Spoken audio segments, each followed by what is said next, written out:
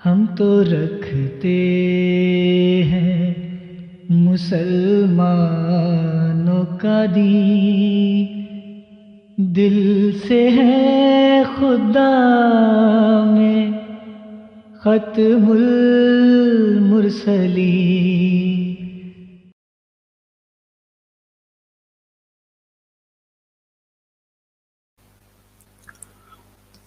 اعوذ باللہ من الشیطان الرجیم،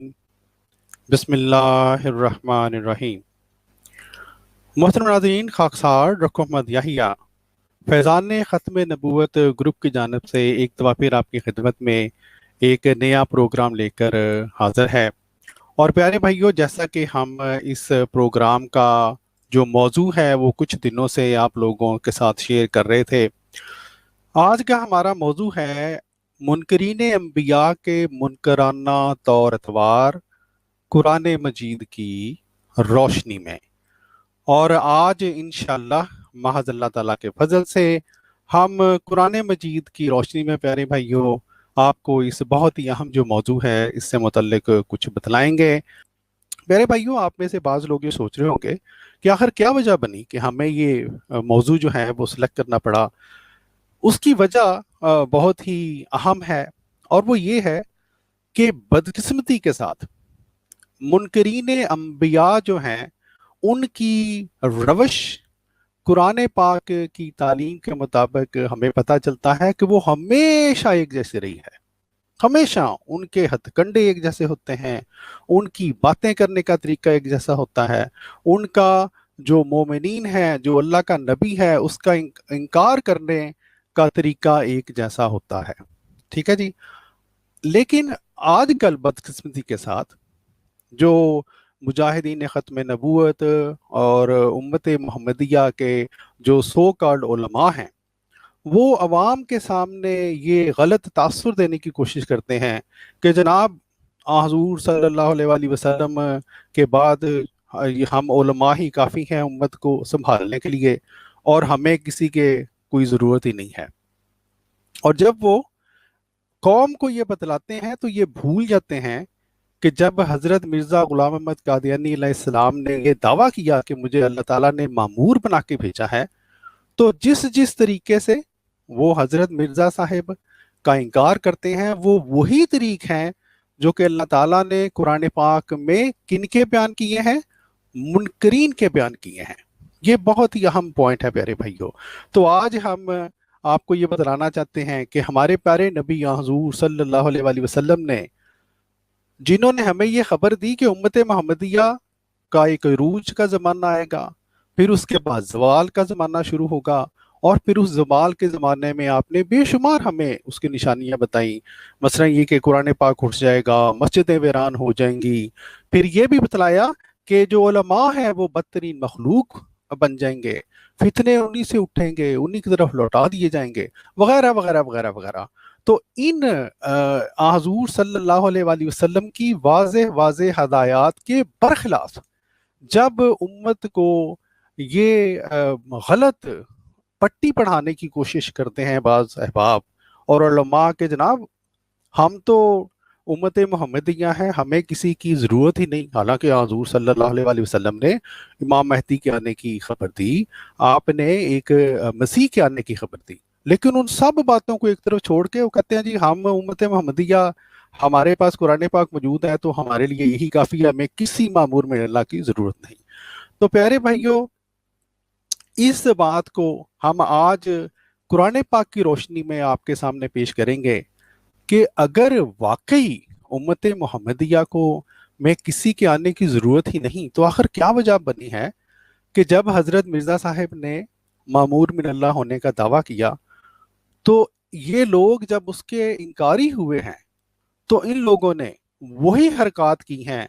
وہی غلط حرکات جو کہ قرآن پاک نے ہمیں واضح طور پر یہ بتلایا کہ یہ کن کی حرکات ہیں،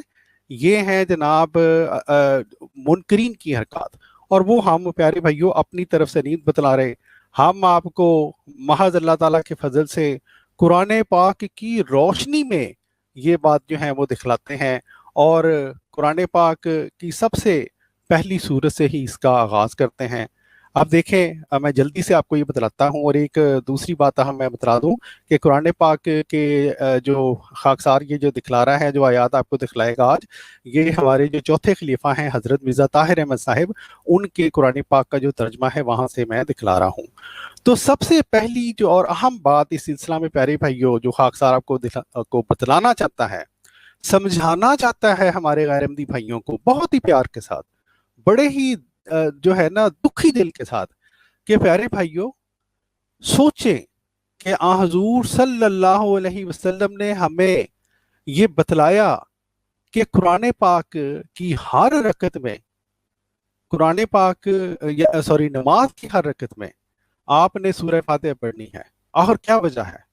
اس کی وجہ ظاہر ہے، اگر کوئی اہمیت تھی تو آپ نے یہ بہت اہم ہمیں حکم دیا، اور اس کی ایک اہمیت جو ہمیں پتہ چلتی ہے جس کا حاکم و عدل حضرت مسیح موعود علیہ الصلوۃ والسلام نے بھی ذکر کیا ہے، وہ یہ ہے کہ قرآن پاک کی یہ سورہ، یہ چھوٹی سی سورہ ہمیں یہ بتلاتی ہے کہ جہاں پر اللہ تعالیٰ نے اس امت میں ایسے لوگ پیدا کرنے ہیں جن کے اوپر اللہ تعالیٰ انعام پیش کرے، جن کو اللہ تعالیٰ انعام دے گا، وہی انعام جو اپنے نیک لوگوں کو دیا کرتا ہے۔ وہیں پر اللہ تعالیٰ نے ہمیں یہ بات بھی بتلائی اور یہ بات سمجھائی کہ اس امت کے بعض لوگ، یا اس امت کے اوپر ایک دور ایسا بھی آئے گا کہ اس کے جو ماننے والے ہیں وہ وہی مغضوب علیہم ہو جائیں گے اور ضالین جیسے ہو جائیں گے۔ تو یہ بہت بڑی ایک تنبیہ تھی جو کہ حضور صلی اللہ علیہ وآلہ وسلم نے ہمیں یہ بتائی اور سمجھائی۔ اور اس سے پہلے کہ میں مزید کچھ عرض کروں، خاکسار اب چلے گا محترم مبارک احمد صاحب کی طرف۔ مبارک صاحب، آپ کو میری آواز آ رہی ہے؟ جی ڈاکٹر صاحب، آپ کی آواز ماشاءاللہ صاف آ رہی ہے۔ مبارک صاحب، آپ نے دیکھا جس طرح کہ ہم نے ناظرین کو بھی دکھلایا کہ قرآن پاک نے اپنا آغاز ہی اس بات سے کیا ہے، گویا جہاں پر بشارت دی کہ اس امت میں ایسے لوگ آئیں گے جن کے اوپر انعام اللہ تعالیٰ جن کو عطا کرے گا، وہیں پر یہ تنبیہ بھی کی کہ اگر جو ہے تم لوگ صراط مستقیم پر نہیں چلو گے تو پھر تمہارا جو حال ہے وہ بھی مغضوب علیہم اور ظالین لوگوں جیسا نہ ہو جائے۔ تو اس سلسلہ میں قرآن پاک نے اور جو ہے وہ منکرین کے بارے میں یا ایسے لوگوں کے بارے میں اگر کوئی بات بیان کی، ویسے تو یہ بہت لمبا مضمون ہے، تو آپ کچھ منٹ جو ہیں وہ ناظرین کو کچھ اگر بتلا سکیں اس بارے میں پلیز۔ جی ڈاکٹر صاحب، بہت شکریہ، جزاک اللہ۔ پہلے تو میں اپنے سننے والوں کو نہایت ہی ادب سے السلام علیکم پیش کرتا ہوں، اور اس کے بعد جیسا کہ آپ نے ذکر کیا ہے سورۃ فاتحہ کا، تو اس میں مغضوب علیہم و ظالین کا جو 3 گروہوں کا ذکر کیا گیا ہے۔ اس کے بعد جو سورۃ بقرہ ہے، اس میں اللہ تعالیٰ نے انعام یافتہ گروہ کا ذکر بھی کیا ہے، اور مغضوب علیہم کا جو گروہ ہے ان کے بد اعمال اور فسق و فجور کی تفصیل جو ہے وہ بیان کی ہے۔ یہ سورت حیرت انگیز معجزہ ہے جس نے ابتدا سے لے کر حضرت اقدس محمد مصطفیٰ صلی اللہ علیہ وآلہ وسلم تک کا ذکر کیا ہے۔ تو اس میں سے سب سے پہلے جو دیکھیں اللہ تعالیٰ نے یہاں پہ بات بیان کی ہے، وہ بتایا ہے کہ بسم اللہ الرحمن الرحیم ذالک الکتاب لا ریب فیہ، یعنی یہ ایسی کتاب ہے کہ اس میں شک و شبہ اور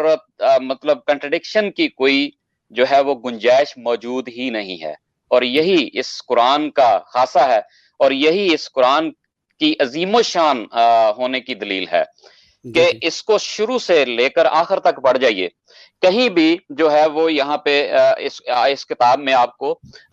کنٹرڈکشن نہیں ملے گی، تضاد نہیں ملے گا کہ کہیں کوئی اور بات بیان ہوئی ہے اور آگے جا کے اس کا جو ہے وہ کچھ اور مطلب نکل رہا ہے۔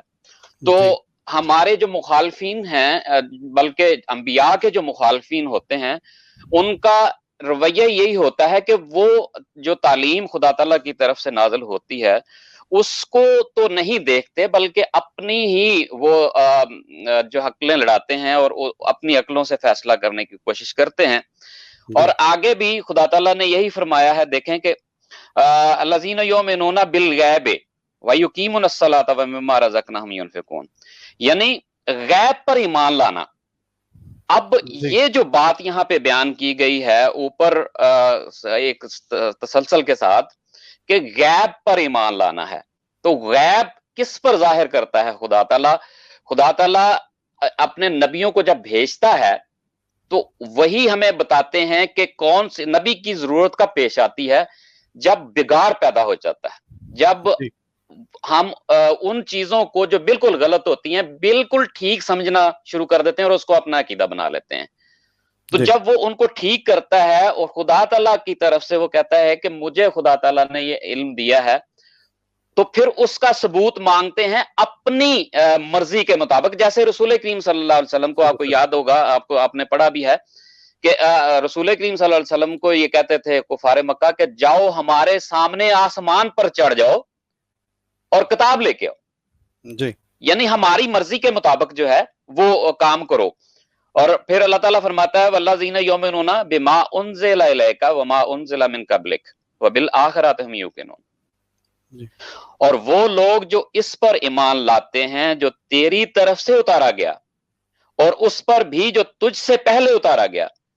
اور آخرت پر یقین رکھتے ہیں. تو اس میں سارا یہ مضمون آ جاتا ہے کہ جو لوگ اللہ تعالیٰ کی قائم کردہ سنت کو دیکھتے ہوئے اس پر ایمان لاتے ہیں تو پھر وہی ان کا یہاں پہ ذکر ہے کہ وہ کامیاب لوگ ہیں. تو پھر آگے اللہ تعالیٰ فرماتا ہے کہ اولئک علی ھدی من ربہم واولئک ھم المفلحون. یہی وہ لوگ ہیں جو اپنے رب کی طرف سے ہدایت پر قائم ہیں اور یہی ہیں وہ جو فلاح پانے والے ہیں. ان الذین کفروا سواء علیہم اانذرتہم ام لم تنذرہم لا یؤمنون.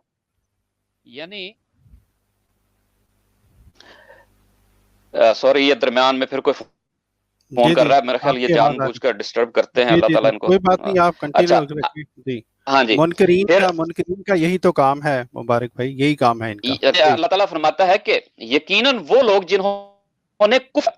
یعنی جو انکار کرتے ہیں اس کے باوجود کہ یہ ساری باتیں بیان ہو چکی ہیں پھر بھی وہ کفر کرتے ہیں، تو اللہ تعالیٰ فرماتا ہے کہ ان پر خواہ تو انہیں ڈرائے یا نہ ڈرائے وہ ایمان نہیں لائیں گے.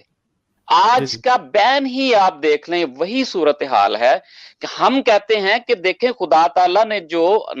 رسول کریم صلی اللہ علیہ وآلہ وسلم پر نازل فرمایا ہے ہم بین ہی اسی پر قائم ہیں، اور اللہ تعالیٰ حضرت مسیح موعود علیہ السلام کو جو بھیجا ہے انہوں نے ہمیں بالکل وہی تعلیم دی ہے، اس سے ایک نقطہ بھی ایک حرف بھی آگے پیچھے نہیں، بلکہ کہ حضرت مسیح موعود علیہ السلام کہتے ہیں کہ سب ہم نے اس سے پایا شاہد ہے تو خدایا. بالکل، وہ جس نے حق دکھایا وہ مالکہ یہی ہے. تو پھر بھی اس کے باوجود وہ اختلاف کرتے ہیں، کہتے ہیں کہ نہیں یہ جو انہوں نے بیان کیا ہے ہم اس کو تو نہیں مانیں گے، ہم جو کہہ رہے ہیں وہ آپ مانیں.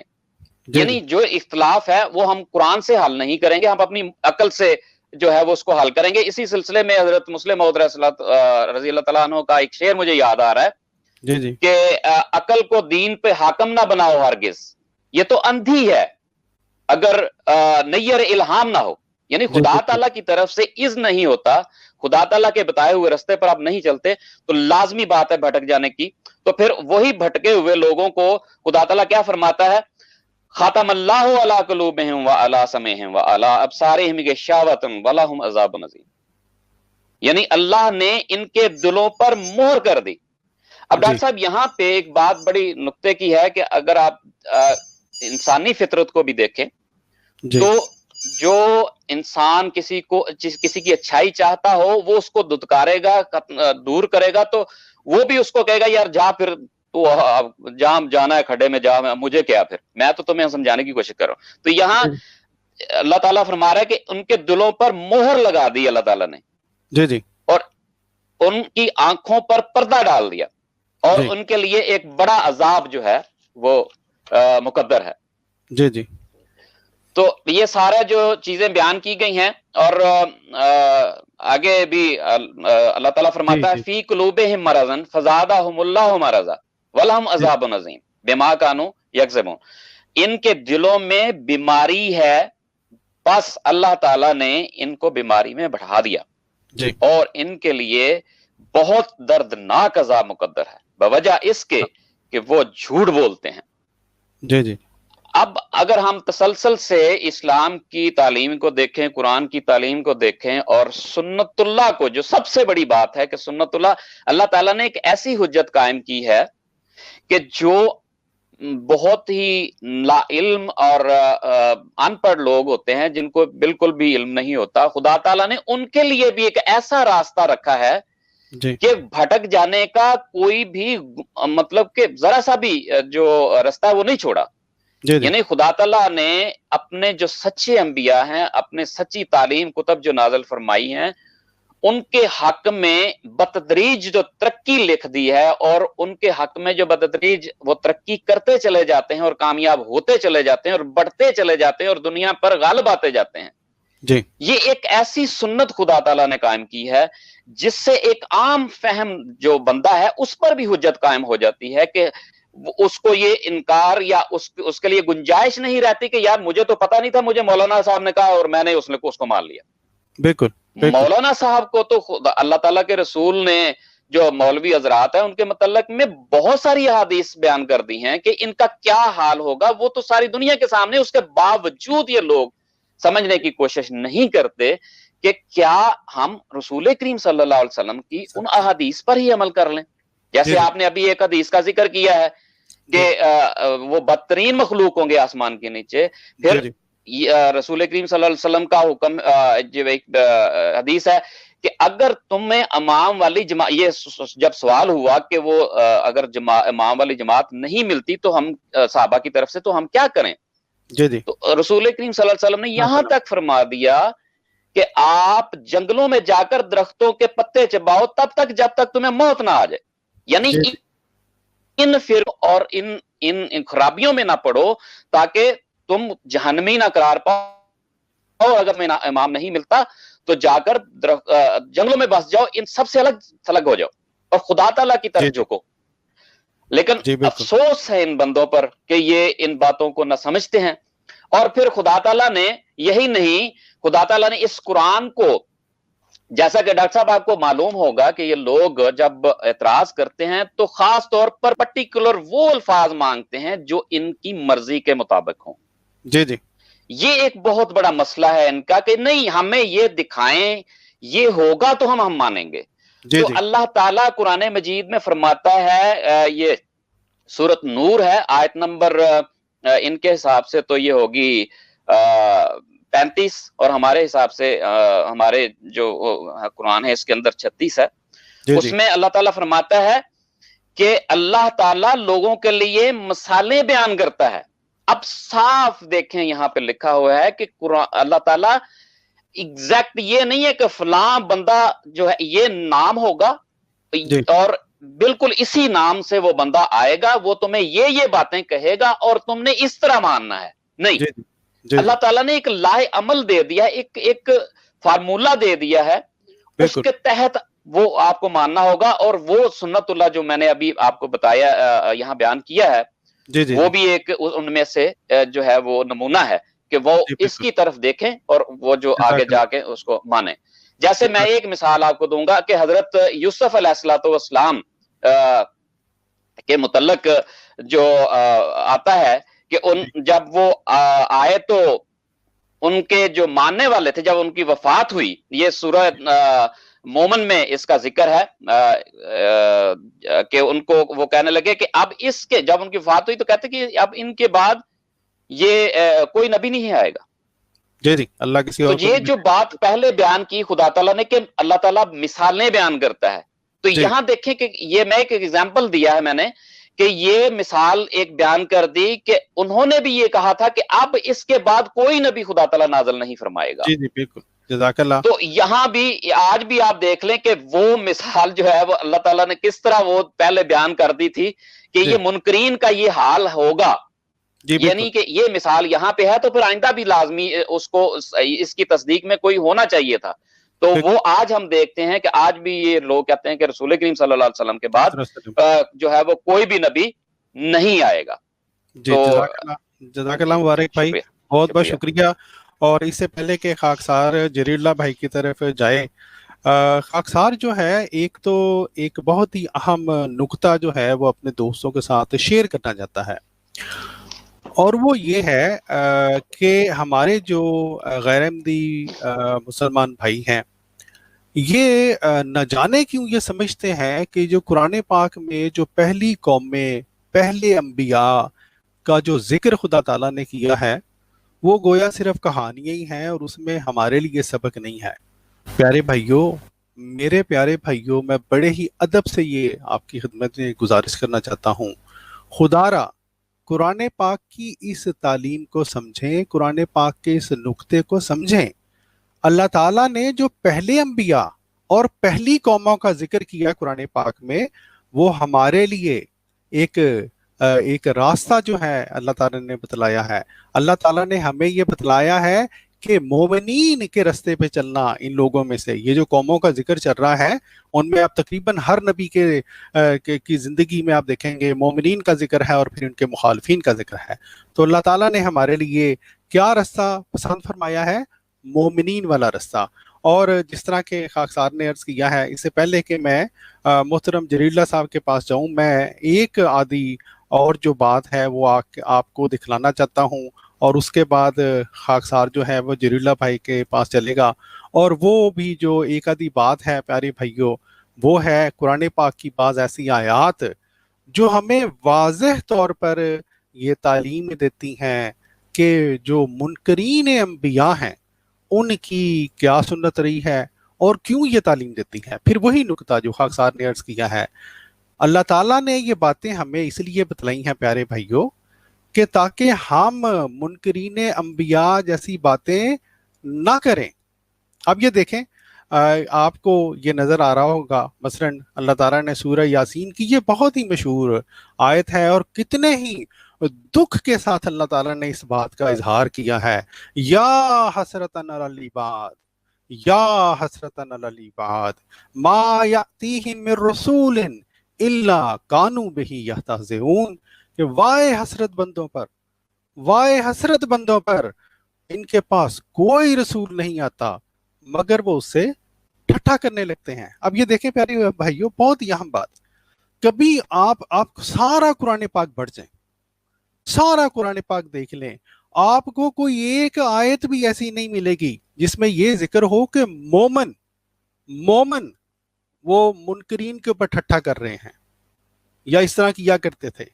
یا انبیاء انبیاء علیہ السلام جو ہیں وہ نعوذ باللہ منکرین کے اوپر ٹھٹھا کر رہے ہوں۔ لیکن اللہ تعالیٰ نے کیا بتلایا؟ کن کی نشانی یہ بتلائی کہ وہ ٹھٹھا کرتے ہیں، طنز و مزاح کرتے ہیں؟ منکرین کی نشانی بتلائی۔ اس لیے ہم نے شروع میں آپ کو کہا تھا اپنے خاص طور پہ اپنے غیر احمدی مسلمان بھائیوں کو کہ خدا را ان آیات کے اوپر توجہ کریں۔ پھر یہ دیکھیں، یہ سورہ جو ہے زخرف کی آیت ہے، اللہ تعالیٰ فرماتا ہے اور کوئی نبی ان کے پاس نہیں آتا تھا مگر وہ اس کے ساتھ تمسخر کیا کرتے تھے۔ ٹھیک ہے جی، میں اب جلدی سے ان آیات میں سے گزر رہا ہوں تاکہ دوستوں کو کچھ میں بتلا سکوں۔ یہ دیکھیں، اس آیت میں اللہ تعالیٰ نے واضح طور پر یہ بتلایا ہے کہ جو جب بھی نبی آیا ہے اللہ تعالیٰ کی طرف سے، مامور من اللہ آیا ہے، اللہ تعالیٰ نے فرمایا ہے جنوں انس کے شیطانوں کو دشمن بنا دیا ان کا، یعنی وہ جو بڑے بڑے نبیوں کے جو مخالفین ہیں، اللہ تعالیٰ نے ان کو کیا قرار دیا ہے؟ شیطان قرار دیا ہے۔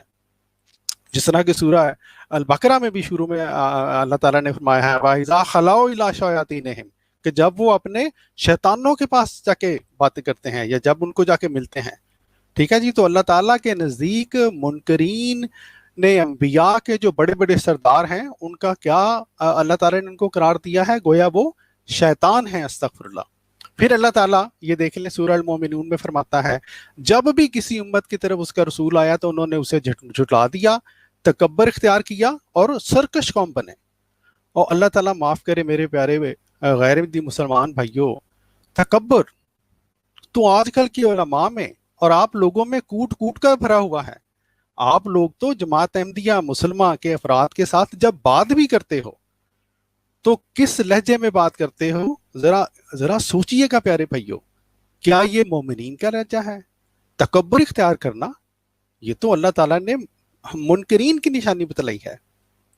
آگے چلتے ہیں پیارے بھائیوں، اور بھی پھر یہ دیکھیں اللہ تعالیٰ نے تمسخر کی بات کی ہے، ٹھیک ہے جی، اور منکرین کی یہ ایک نشانی بتلائی ہے۔ پھر ایک اور بہت اہم بات، منکرین کے جو اعتراضات ہیں انبیاء کے اوپر جی، وہ کبھی ختم ہونے کا نام ہی نہیں لیتے۔ ایک اعتراض کا جواب دو، دوسرا، دوسرے کے بعد تیسرا، تیسرے کے بعد چوتھا، وہ لمبی لسٹ۔ اور مجھے یاد آ گیا پچھلے دنوں یہی منکرین کے ایک بہت بڑے ایک جناب مفتی ہیں، مفتی مبشر شاہ صاحب، ان کو یہ میں نے خود اپنے کانوں سے 2 دفعہ سنا ہے پیارے بھائیوں۔ کسی نے کہا کہ جناب ملحدین اسلام کے اوپر بہت اعتراض کرتے ہیں، حضور صلی اللہ علیہ وآلہ وسلم کے اوپر میں تو کہوں گا اسی طرح اعتراض کرتے ہیں جس طرح یہ لوگ حضرت مرزا صاحب کے اوپر اعتراض کرتے ہیں۔ تو مبشر شاہ صاحب کا جواب سننے والا تھا، فرمانے لگے نہیں نہیں نہیں نہیں، ہم ایسے کسی اعتراض کا جواب نہیں دیں گے، ہم تو جناب جو بنیادی باتیں ہیں ان کے اوپر انہیں کہیں کہ پہلے آ کے بات کریں۔ تو ہم جب یہی بات کرتے ہیں ان لوگوں سے کہ جناب آپ میں اور ہمارے میں جو بنیادی اختلاف ہے وہ تو ہے وفات مسیح، حیات مسیح اور ختم نبوت کا یا اجراء نبوت کا، آئیں اس کے اوپر بات کریں، تو کہتے ہیں نہیں نہیں نہیں نہیں، ہم تو جناب جس کو یہ لوگ کردار مرزا کا نام دیتے ہیں، کردار مرزا پہ بات کریں گے، ٹھیک ہے جی، یعنی سیرت حضرت مسیح موعود علیہ الصلوۃ والسلام۔ اور قرآن پاک کی یہ آیت ہمیں کیا بتاتی ہے؟ بالکل وہی بات جو کہ قرآن پاک کی اس آیت نے بتلائی ہے، وہ آپ کو اس جگہ پہ بھی نظر آئے گی۔ اللہ تعالیٰ سورہ حامیم سجدہ کی آیت نمبر 44 میں فرماتا ہے تجھے کچھ نہیں کہا جاتا، یعنی حضور صلی اللہ علیہ وآلہ وسلم کو، مگر وہی جو تجھ سے پہلے رسولوں سے کہا گیا۔ کیا مطلب؟ جو اعتراض پہلے رسولوں پہ ہوئے وہی آپ پر حضور صلی اللہ علیہ وآلہ وسلم کو اللہ تعالیٰ بتلا رہا ہے، آپ پر ہوتے ہیں۔ تو مولوی مبشر شاہ صاحب یا ان کے جو پیروکار ہیں، ان جیسے جو دوست احباب ہیں، ان کو اس آیت کے اوپر ٹھنڈے دل سے پیارے بھائیوں غور کرنا چاہیے۔ آپ تو وہی جو ملحدین حضور صلی اللہ علیہ وآلہ وسلم کے ساتھ، آپ کی پیاری ذات کے ساتھ سلوک کرتے ہیں، آپ لوگ تو انہی ملحدین اور منکرین کی روش پر چل پڑے ہیں۔ میں نہیں کہہ رہا، قرآن پاک کی یہ آیت آپ کو بتلا رہی ہے، آپ کو کہہ رہی ہے، آپ کو سمجھا رہی ہے پیارے بھائیوں، ٹھیک ہے جی۔ پھر اس کے بعد پیارے بھائیوں اسی طرح اللہ تعالیٰ سورہ زاریات میں فرماتا ہے اسی طرح ان سے پہلے لوگوں کی طرف بھی کبھی کوئی رسول نہیں آیا مگر انہوں نے یہ کہا، کیا کہا؟ جادوگر یا دیوانہ کہا اس کو۔ اور اب یہ دیکھ لیں منکرین حضرت مسیح موعود علیہ الصلوۃ والسلام اس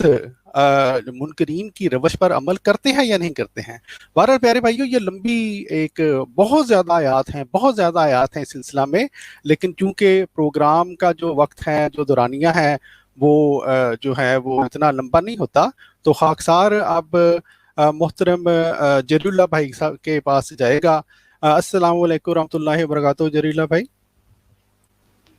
وعلیکم السلام ورحمۃ اللہ وبرکاتہ۔ ڈاکٹر صاحب میری آواز آ رہی ہے؟ جی آپ کی آواز آ رہی ہے، تو آپ اسی سلسلہ میں جو سلسلہ اب چل رہا ہے پیارے بھائی، اس سلسلہ میں اگر آپ کوئی مزید اس میں کوئی چیز ایڈ کرنا چاہیں۔ جی اعوذ باللہ من الشیطان الرجیم، بسم اللہ الرحمن الرحیم۔ یا حسرتن علی العباد ما یاتیہم من رسول الا کانوا بہ یستہزئون۔ ڈاکٹر صاحب میں اس آیت کی طرف آنے سے پہلے یہاں پر ایک وضاحت کرنا چاہتا ہوں کہ محترم مبارک صاحب نے جو قرآن پاک کے متعلق بات کرتے ہوئے یہ بات بیان فرمائی ہے کہ ہمارے قرآن کی آیت 36 ہے اور دوسرے جو مسلمان ہیں ان کے قرآن پاک کی آیت 35 ہے۔ تو میں یہاں پہ اس بات کی وضاحت کر دیتا ہوں کہ کوئی سننے والا یہ تاثر نہ لے کہ گویا ہمارا قرآن ہی کوئی الگ ہے کہ جس کی ایک آیت آگے چل رہی ہے، ان کی ایک آیت پیچھے چل رہی ہے۔ تو چونکہ یہ مفتی مبشر نے بھی ایک پروگرام کیا تھا تو وہ بار بار اس چیز پہ زور دے رہا تھا کہ قادیانیوں کے قرآن کی آیت 36 ہے، قادیانیوں کے قرآن کی، مسلمانوں کی آیت نمبر 35 ہے۔ تو میں یہاں اس بات کی چھوٹی سی وضاحت کر کے اپنے پوائنٹ کی طرف آتا ہوں۔ تو ہم قرآن پاک کی ایک آیت آگے اس لیے کرتے ہیں کہ ہم بسم اللہ الرحمن الرحیم کو قرآن پاک کی آیت کا حصہ مانتے ہیں۔ وہ اس لیے کیونکہ اگر ہم قرآن پاک کی آیت کو قرآن کا حصہ نہ مانیں تو پھر ماننا پڑے گا کہ نعوذ باللہ من ذالک قرآن میں تحریف کی گئی ہے کہ بسم اللہ الرحمن الرحیم خود سے ایڈ کر کے اس کو آیت نہیں شامل کیا گیا۔ تو اس لیے بسم اللہ الرحمن الرحیم ایڈ کرتے ہیں تاکہ وہ قرآن کا حصہ ہے، اور پھر اس لیے ہماری جو ایک آیت ہے وہ بسم اللہ سمیت پھر اس لیے ایک آیت آگے بڑھتی ہے۔ جزاک اللہ جری بھائی، بہت شکریہ۔ مجھے اصل میں ذہن میں نہیں رہا تھا، پہلے تھا لیکن وہ ذہن میں نہیں رہا۔ جزاک اللہ، جاری رکھیں۔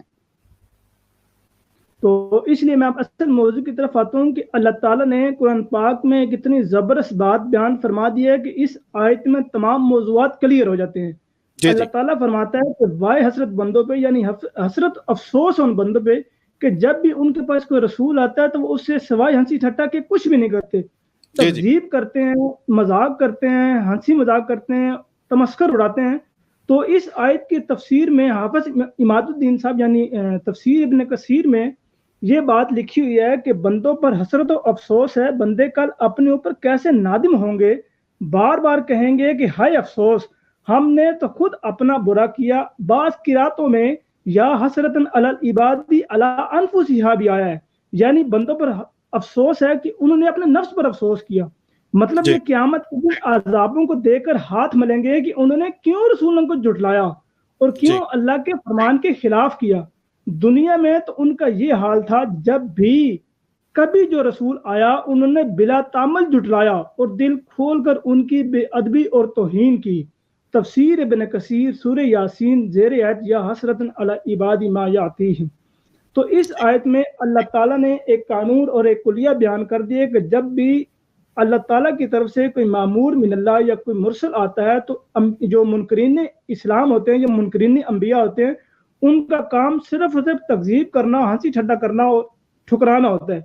جب ان کے سامنے کوئی دلیل سے بات کی جاتی ہے تو بجائے اس کے کہ اس کا جواب دلیل سے دیں، بلکہ وہ کہتے ہیں کہ ہم تو بلا دلیل آپ کو کافر اور کذاب مانتے ہیں۔ جیسا کہ آپ نے اکثر یہ پوسٹیں دیکھی ہوں گی، اکثر یہ بینرز لکھا ہوگا کہ ہم قادیانیوں کو بلا دلیل کافر کہتے ہیں۔ مجھے اس بات کی بڑی حیرانگی ہوتی ہے کہ قرآن پاک تو ایک طرف یہ صدا بلند کرتا ہے کہ کل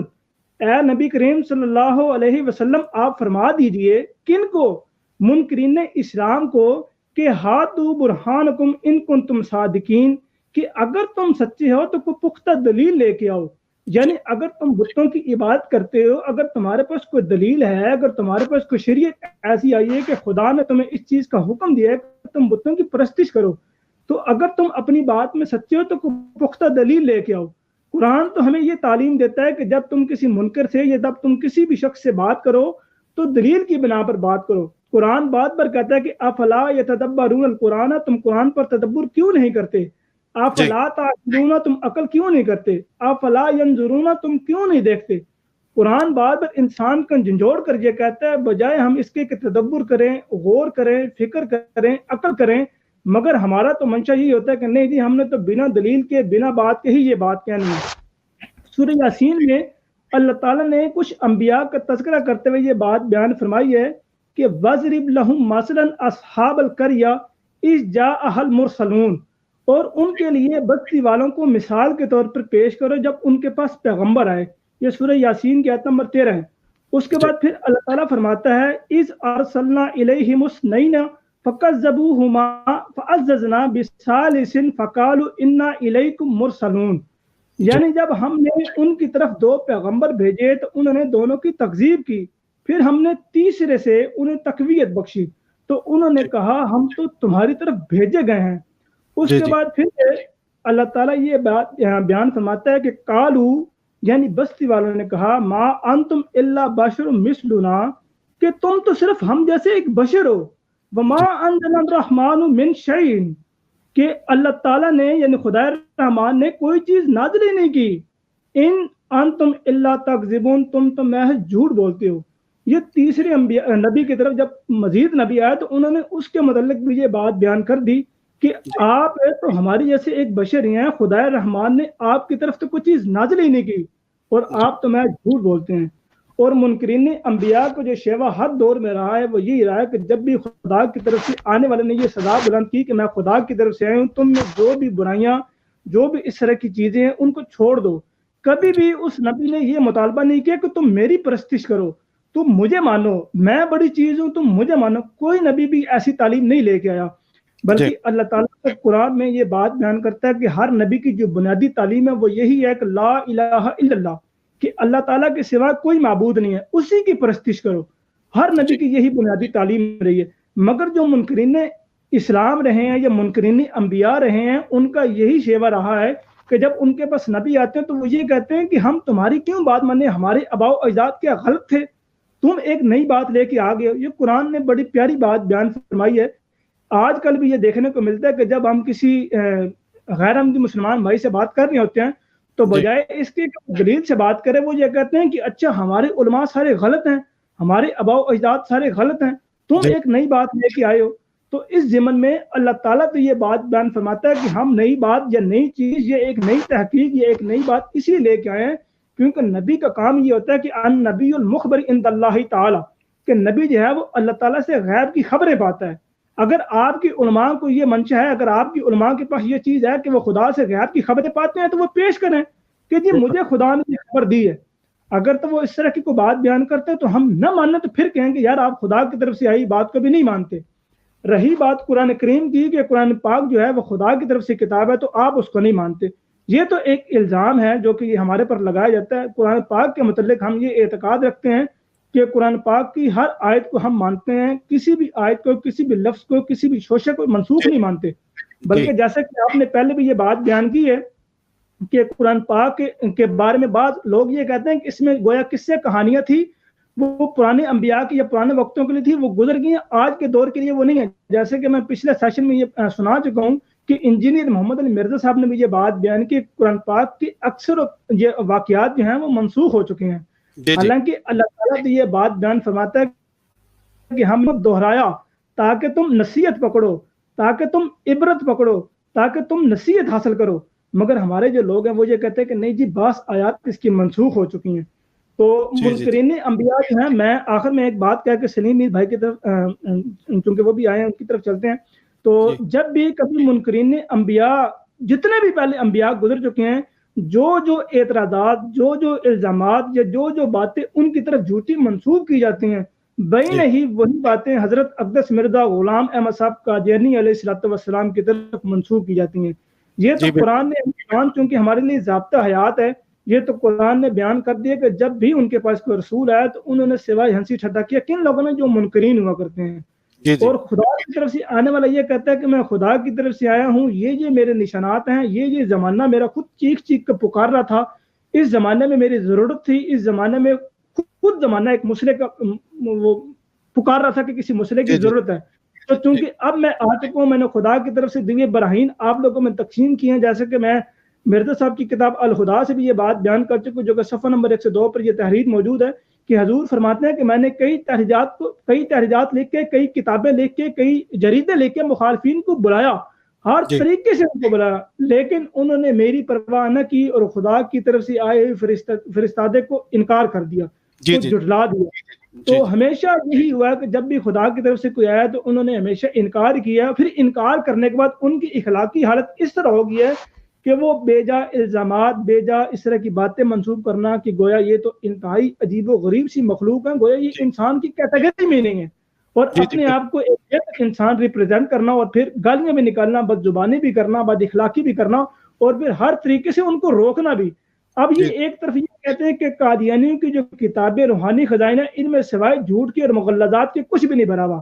میں آخری بات جان دینا چاہتا ہوں کہ اگر ان میں جھوٹ اور مغلظات بقول مولوی کے بھرا ہوا ہے تو پھر تو ان کو چاہیے کہ ان چیزوں کو شائع کریں تاکہ سارے لوگ پڑھیں کہ یار یہ تو واقعی مغلظات اور جھوٹ ہے اور سارے لوگ اس سے پیچھے آ جائیں۔ یہ ایسے مغلظات اور ایسا جھوٹ ہے کہ جس کو چھپایا جا رہا ہے، حالانکہ ان چیزوں کو شائع کرنا چاہیے تاکہ عام لوگ خود پڑھیں کہ واقعی یاد دیکھیں ان میں یہ باتیں ہیں تو وہ اس سے پیچھے ہٹ جائیں۔ میں اپنی بات کا یہی اختتام کرتا ہوں۔ بہت بہت شکریہ۔ اس سے پہلے پیارے بھائیوں کہ ہم محترم سلیم میر صاحب کی طرف چلیں، خاکسار ایک قرآن پاک کی ایک آیت جو ہے وہ آپ کے سامنے پیش کرنا چاہتا ہے، اور اسی بات کو آگے بڑھاتے ہوئے جو کہ محترم جلیل اللہ بھائی نے بیان کی کہ جو منکرین ہیں یہ ان کی یعنی وہ گھٹی میں یہ بات ہو جاتی ہے کہ انہوں نے جو بھی خدا کی طرف سے آئے انہوں نے اس کو یہ کہنا ہے کہ تم نعوذ باللہ جھوٹے ہو، تم کذاب ہو، تم یہ ہو، تم وہ ہو، اور بڑا فخر اس کے اوپر سمجھتے ہیں۔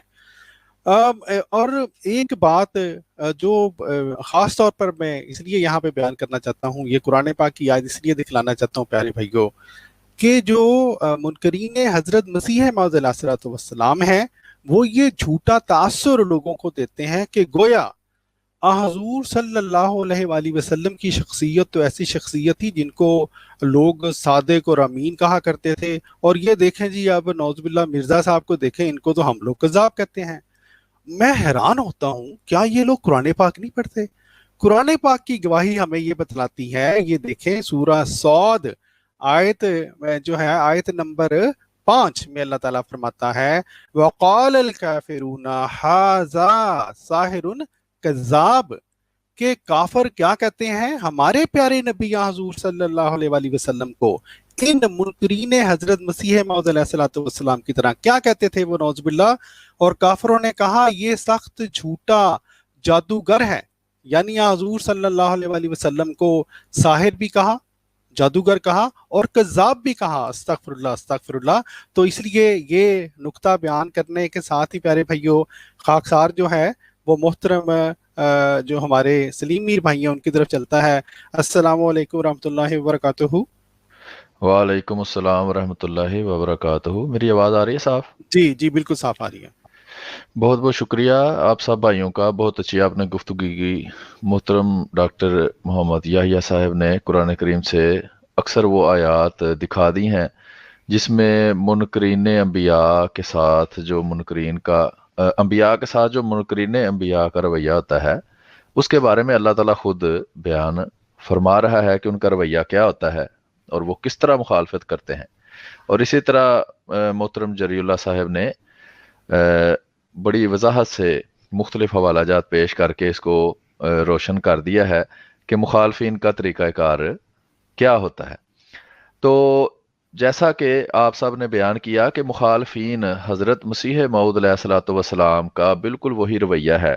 جو پچھلے سچے انبیاء کے ساتھ ان کے مخالفین کا رویہ ہوتا تھا. جیسے حضرت محمد مصطفیٰ صلی اللہ علیہ وسلم، حضرت موسیٰ، حضرت عیسیٰ علیہ الصلوۃ والسلام کے اگر زندگی کے واقعات کو دیکھیں تو وہ رویے کا صاف پتہ چلتا ہے کہ ان کی مشابہت جو ہے وہ کس کے ساتھ ہے. جس طرح رسول اکرم صلی اللہ علیہ وسلم کی زندگی کے مشہور واقعات ہیں کہ جب آپ نے اپنے دعوے کا آغاز کیا تو ان کو نمازیں پڑھنے سے روکا جاتا تھا، ان کے اوپر گندی اوجری ڈالی جاتی تھی، یا ان کو جسمانی تشدد ان کے ساتھ کیا جاتا تھا. اگر کوئی اپنے گھر میں چھپ کر بھی عبادت کرنا چاہتا تھا تو اس کو بھی اس طرح اس پر پابندیاں لگائی جاتی تھیں. اور پھر آخر کار نبی حضرت محمد مصطفیٰ صلی اللہ علیہ وسلم پر کو معاذ اللہ قتل کرنے کا منصوبہ بنایا گیا، جس کے بعد پھر اللہ تعالیٰ نے اجازت دی کہ آپ اب یہاں سے ہجرت فرما جائیں. اور پھر وہ وہاں سے ہجرت کر کے مدینہ گئے اور وہاں بھی انہوں نے جو ہے وہ اپنی شرارتوں کا سلسلہ جو ہے وہ جاری رکھا اور کافی جنگیں ہوئیں. اور آخر کار پھر صلح حدیبیہ کے بعد 10 سال کا معاہدہ ہوا اور وہاں حضرت محمد مصطفیٰ صلی اللہ علیہ وسلم نے بڑی زبردست بات کی جس سے اصل انبیاء کے مشن کا پتہ چلتا ہے، جس سے عیسائیوں کے یا دوسرے ملحدین کے یا غیر مسلموں کے اعتراضات کا بھی جواب ملتا ہے کہ نبی اکرم صلی اللہ علیہ وآلہ وسلم نے فرمایا کہ اب مجھے صحیح تبلیغ کا موقع ملے گا کہ جب ان کی شرارتیں جو ہیں یا ان کا جو تشدد آمیز رویہ ہے اس پر اس معاہدے کی وجہ سے پابندی لگ جائے گی. تو جیسا کہ حضرت مسیح موعود علیہ السلام کے مخالفین کے بارے میں ڈاکٹر محمد یحییٰ صاحب نے بھی فرمایا کہ وہ حضرت مسیح موعود علیہ السلام کے کردار پر بات کرنا چاہتے ہیں. جی اس سے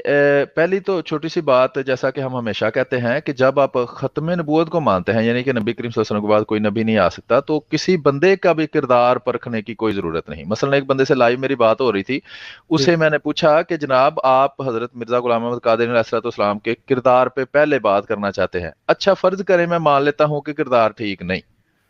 تو پھر کیا آپ مجھے سچا مسلمان مان لیں گے؟ لیکن ساتھ یہ یاد رکھیں کہ میں یہ مانتا رہوں گا کہ نبی کریم صلی اللہ علیہ وسلم کے بعد نبی آ سکتا ہے. تو وہ کہتا ہے نہیں. تو اس لیے پہلے اس مسئلہ کو حل کریں کہ جو بنیادی مسئلہ ہے. جب آپ کا یہ عقیدہ نہیں، یہ صرف ایک بہانہ ہے. جس طرح انبیاء کے پچھلے منکرین اور مخالفین کا رویہ یہ ہوتا تھا کہ وہ اس طرح کے بہانے کرتے تھے کہ اصل جو مدعا ہے اس طرف عوام جو ہے، عوام الناس جو مطالعہ نہیں کرتے، جو خود سمجھ نہیں سکتے، ان کو جیسے ایک مداری اور جادوگر دھوکہ دیتا ہے نا، اس طرح یہ دھوکہ دے کہ تو ان کو حق کی طرف سے پھیر کے لے جائے. جیسے وہ کہتے تھے یہ کیسے نبی ہو سکتا ہے، یہ تو بازاروں میں پھرتا ہے. جی جی تو اتنی بڑی دلیل تھی ان کے پاس کہ چونکہ یہ بازاروں میں پھرتا ہے اس لیے یہ نبی نہیں ہو سکتا. پھر انہوں نے کہا کہ تم اچھا ہمارے سامنے چڑھو آسمانوں کے اوپر،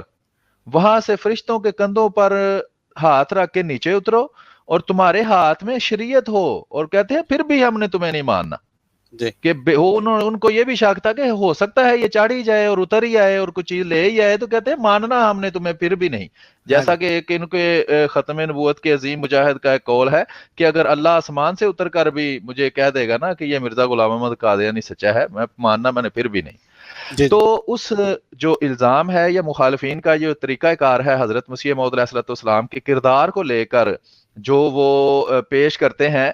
تو آپ دیکھ لیں کہ آج کل دنیا میں مسلمانوں کی نظر میں کم از کم نبی اکرم صلی اللہ علیہ وسلم سے پاک صاف کردار تو کسی کا نہیں ہے، لیکن اگر آپ حضرت مسیح موعود علیہ السلام کے دور میں یا اس سے پہلے یا آج کے دن تک بھی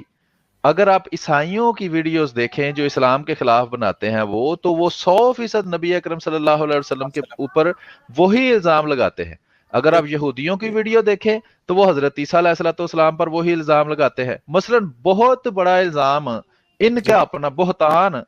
جو لگاتے ہیں جی مرزا غلام محمد قادری علیہ السلام نے زنا کیا یا وہ معاذ اللہ زناکار تھے، ویڈیو کے اوپر ٹائٹل لگا کے چڑھایا جاتا ہے، عام یہ بات کی جاتی ہے، ٹھیک ہے جی، اسلامی جمہوریہ پاکستان کے اندر بیٹھ کر، جہاں کہ یہ جرم ہے لیکن وہ ان کے لیے نہیں جرم، وہ جو ان کے مخالف ہوں ان کے لیے صرف جرم۔ اچھا،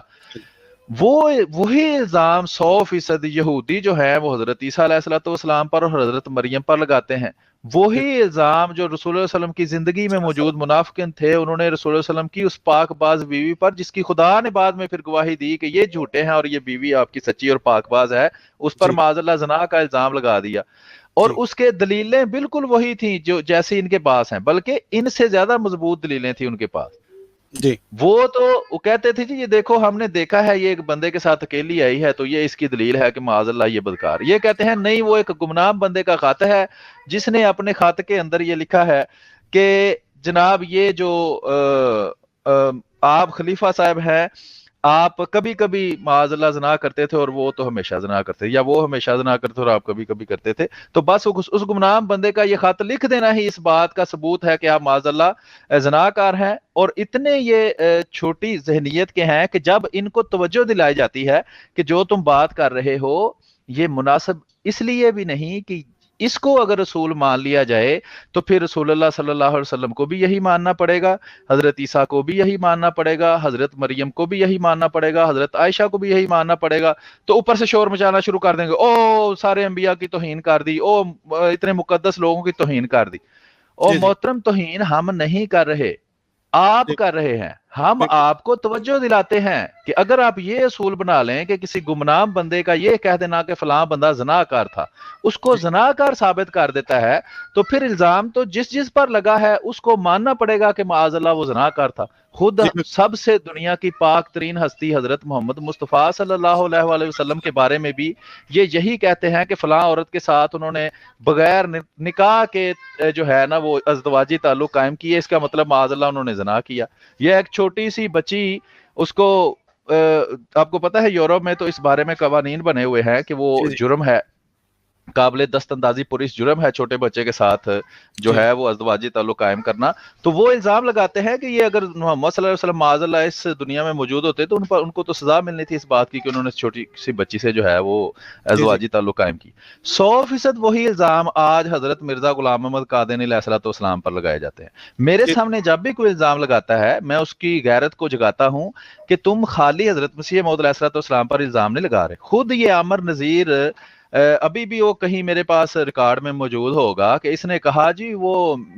مرزا صاحب جو ہے وہ محمدی بیگم کے ساتھ جو اسے بہت چھوٹی تھی کیوں نکاح کرنا چاہتے تھے، ان کو کیوں چھوٹی سی بچی پسند آ گئی۔ تو میں نے حیران ہو کے پوچھا کہ تم چھوٹی عمر پر اعتراض کر رہے ہو، تمہیں یہ نہیں پتا کہ رسول اللہ صلی اللہ علیہ وسلم نے بھی ایک چھوٹی بچی سے شادی کی تھی باقاعدہ، اور اس پر غیر مسلم 100% یہی الزام لگاتے ہیں۔ تو بعد میں وہ 12 اپنا الزام تھوڑا سا بدل گیا، لیکن حقیقت یہی ہے جو بھی الزام ان کا اٹھا کے دیکھیں گے وہ اندر سے وہی بات نکلے گی۔ مثلا ایک مخالف،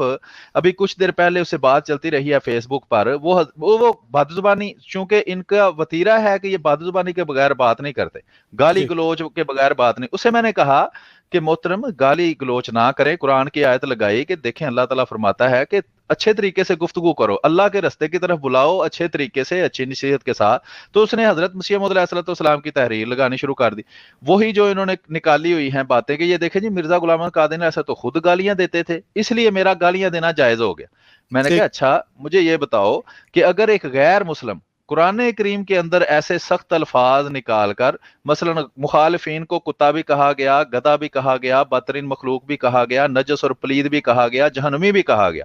یہ 4-5 الفاظ لکھ کے آپ کے پاس لے آئے اور آپ کے سامنے رسول اللہ صلی اللہ علیہ وسلم کو گالیاں دینا شروع ہو جائے اور آپ کہیں کہ نہ نہ نہ نہ رسول اللہ کو گالیاں نہیں تو گردن اتار دیں گے، تو وہ کہ جناب آپ نے اصول بنایا ہے کہ چونکہ رسول اللہ صلی اللہ علیہ وسلم نے ہمارے بزرگوں کو گالیاں دی ہیں بلکہ ہمیں دی ہیں، مشرک کو نجس لکھا ہوا ہے، پلید لکھا ہوا ہے، جہنمی لکھا ہوا ہے. تو ایک مشرک آ جائے، ایک عیسائی آ جائے جو شرک کرتا ہے، حضرت عیسیٰ کو خدا کا بیٹا مانتا ہے، وہ آپ سے رسول اللہ صلی اللہ علیہ وسلم کے بارے میں یہی الفاظ استعمال کرے اور آپ کے منع کرنے کے اوپر وہ کہے کہ جناب چونکہ رسول اللہ علیہ وسلم نے میرے بارے میں یہ الفاظ استعمال کیے ہیں اس لیے آپ کے اصول کے مطابق یہ جائز ہو گیا کہ میں بھی یہ الفاظ ان کے بارے میں استعمال کر سکتا ہوں. تو اس کا ظاہری بات ہے کہ کوئی جواب کسی کے پاس بھی نہیں ہے. اسی طرح مخالفین کو گالیاں دینے کی بڑی کہا جاتا ہے کہ جی اگر وہ نبی ہوتے تو ان میں اتنا اخلاق ضرور موجود ہوتا کہ وہ گالیاں نہ دیتے حضرت مرزا غلام احمد قادری علیہ السلام. تو سوال یہ ہے کہ آپ جس چیز کو گالی کہتے ہیں، آپ یہ دیکھیں کہ مخالفین نے کبھی حضرت مسیح موعود علیہ السلام کے بارے میں جو الفاظ استعمال کیے ہیں ان کی بھی انہوں نے کبھی فہرست بنائی ہے؟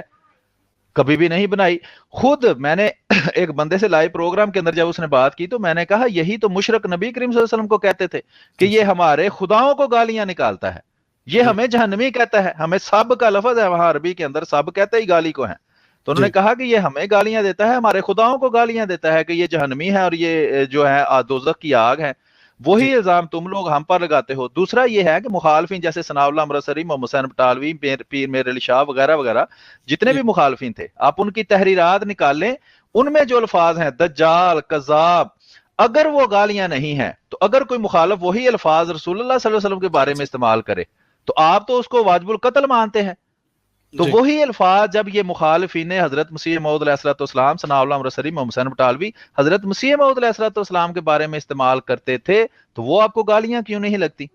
قرآن کریم میں اللہ تعالیٰ فرماتا ہے کہ کسی قوم کی مخالفت تمہیں اس بات پر مجبور نہ کرے کہ تم عدل کا ہاتھ، عدل جو ہے وہ ہاتھ سے چھوڑ دو. عدل کرو یہ تقوی کے زیادہ قریب ہے، لیکن تقوی کا تو ان کو ہوا بھی نہیں لگتی. یہ تو وہ باتیں جن کی ان کو وضاحت 100% کر دی جاتی ہے. ایک تو ہوتا ہے نا کہ کوئی بندہ ایک کسی سے مولوی کی ویڈیو سنتا ہے اور آ کے ہم سے سوال کرتا ہے، اس کو وضاحت کرنا ایک اور بات ہے. لیکن باقاعدہ ایک مولوی جب کوئی گفتگو کرتا ہے اس کو جواب دیا جاتا ہے، اس کا وضاحت کی جاتی ہے کہ یہ بات ایسے نہیں ایسے ہے، اور اس کو 100% سمجھ آ جاتی ہے کہ واقعی یہ بات وہ نہیں جو میں کر رہا ہوں. ایک دفعہ تو غلطی لگ گئی لیکن جب وضاحت کر دی تو پھر تو غلطی نہیں ہوتی نا، پھر تو وہ ہٹ درمی ہوتی ہے. تو وہ جان بوجھ کر وہی غلط بات لوگوں میں جب مشہور کرتا ہے تو کم از کم ہمیں اس بات کا یقین ہو جاتا ہے کہ اس کے اندر تقوی کی رتی بھی موجود نہیں، خدا تعالیٰ کا خوف رتی بھی موجود نہیں. بلکہ یہاں تک ان کے اکابر نے اپنی کتابوں میں لکھا ہوا ہے کہ جب آپ اپنے آپ کو سچا سمجھتے ہیں تو ہر طرح کا جھوٹ بول دینا جائز ہے. اور بالکل یہی یہ مخالفین کرتے ہیں، چاہے وہ دیوبندی ہو، چاہے وہ وہابی ہو، چاہے وہ بریلوی ہو، کوئی بھی ہو. تو بہرحال یہ مختصر سی گزارشات تھیں. ابھی آگے جیسے پروگرام چلے گا انشاءاللہ مزید گفتگو جو ہے وہ کریں گے. جزاک اللہ، بہت بہت شکریہ محترم سلیم میر بھائی. اس سے پہلے کہ خاکسار یہ جو پروگرام کا پہلا حصہ ہے اس کو ختم کرے پیارے بھائیوں، خاکسار اسی بات کو آگے بڑھاتے ہوئے جو ہے ایک قرآن پاک کی آیت آپ کو دکھلانا چاہتا ہے. یہ اللہ تعالیٰ نے سورہ البقرہ میں فرمایا ہے، اور یہ آیت بھی جو ہمارے آج کل جو منکرین ہیں ان کے اوپر 100% جو ہے وہ پوری آتی ہے. اللہ تعالیٰ فرماتا ہے یقیناً وہ لوگ جو اسے چھپاتے ہیں جو کتاب میں سے اللہ نے نازل کیا ہے اور اس کے بدلے معمولی قیمت لے لیتے ہیں، یہی وہ لوگ ہیں جو آگ کے سوا اپنے پیٹوں میں کچھ نہیں جھونکتے. تو پیارے بھائیوں، میں آپ کو صرف یاد دلوانا چاہتا ہوں، یہ ہمیں تو پہلے سے پتہ ہے، احمدی حضرات کو تو پہلے سے پتہ ہے. پچھلے دنوں بھی ایک شور اٹھا تھا، ایک صاحب نے جو ہے وہ جا کے برملا اظہار کر دیا مولوی محمد علی مرزا صاحب کے سامنے کہ جناب وہ فلاں جو مولوی صاحب ہیں وہ اتنے پتہ نہیں ملین کما رہے ہیں ختم نبوت کے اوپر، اور فلاں مولوی صاحب اتنے کما رہے ہیں. تو یہ دیکھیں قرآن پاک نے منکرین انبیاء کی یہ نشانی بتلائی ہے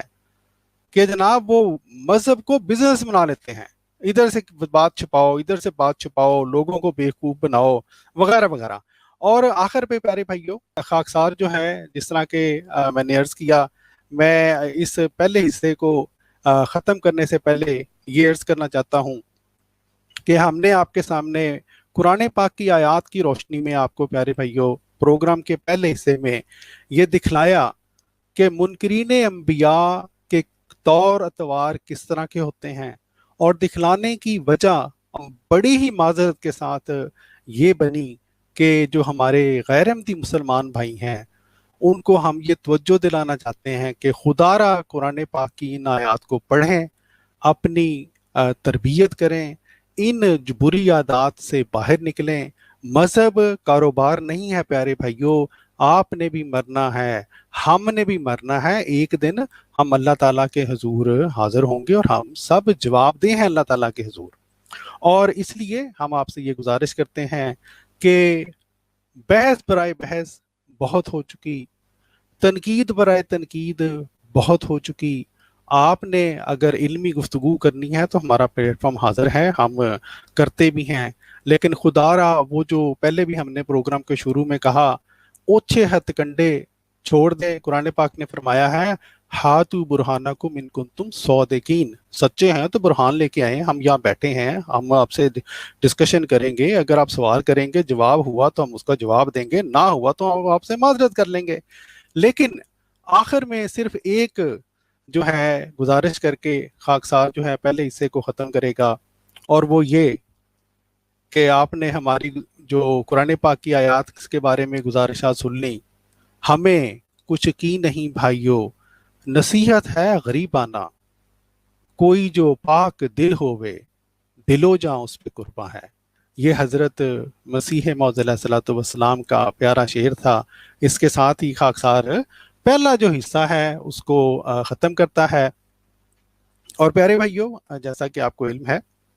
پروگرام کا جو دوسرا حصہ ہے، اگرچہ ہم نے کوشش کی پہلا حصہ 40 منٹ میں ختم ہو جائے، لیکن بہرحال 1 گھنٹہ ہو گیا۔ پروگرام کے دوسرے حصے میں ہم سوالات لیتے ہیں اور کوشش کرتے ہیں کہ ان کے جوابات جو ہیں وہ دیں۔ ہمارا ارادہ یہ تھا کہ اگر کوئی دوست نہ آتے تو پچھلے دنوں ایک پروگرام، بلکہ غالباً کل کی بات ہے، ایک پروگرام جو ہے وہ لائیو چلایا گیا، اور اس میں کوئی 10 اعتراضات جماعت احمدیہ مسلمہ کے اوپر، وہی الزامات جن کے بے شمار دفعہ جوابات دیے جا چکے ہیں، وہ انہوں نے دہرائے، لیکن اس وہ کہتے ہیں نا شوگر کوٹڈ بات کے ساتھ کہ جی یہ الزام لگایا جاتا ہے، یہ الزام لگایا جاتا ہے۔ اور بھائی میرے، اگر الزام لگایا جاتا ہے، آپ کو یہ پتہ ہے، تو کیا آپ نے کبھی یہ تحقیق نہیں کی کہ اس کا جواب کیا دیا جاتا ہے جماعت کی طرف سے؟ اور مزے کی بات یہ ہے کہ سارے الزامات کی تردید ملنے کے باوجود ان صاحب نے ویڈیو کا وہی ایک خاتون کی تصویر لگا دی، ایک بےہودہ سا ٹائٹل دے کے ویڈیو اپلوڈ کر دی، اور وہ مہذب جو ہیں وہ بننے کی کوشش کرتے ہیں۔